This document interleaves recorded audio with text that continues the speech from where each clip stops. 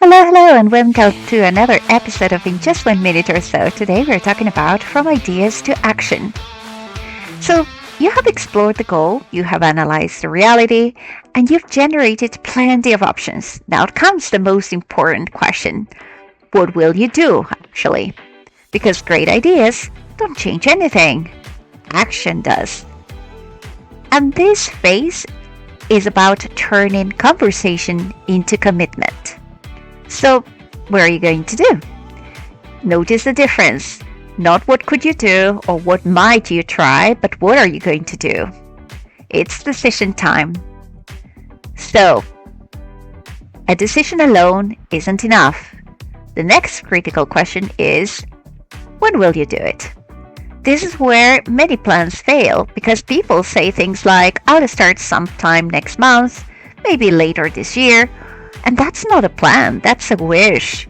Real commitment sounds like on Tuesday at 7 p.m., or every Wednesday morning, or the first day of the next month. A specific timing turns intention into reality. And next comes an important checkpoint. When will this action move you towards your goal? Sometimes once an action is defined, people realize it doesn't actually support the bigger objective. And if that happens, the coach or you yourself don't rush to change the action.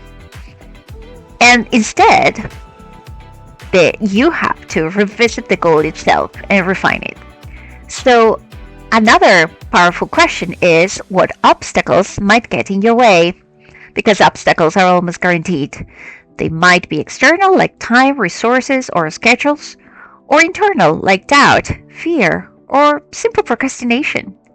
By identifying obstacles early, people can prepare for them instead of being surprised by them. And so, you need to ask yourself, who needs to know about this plan?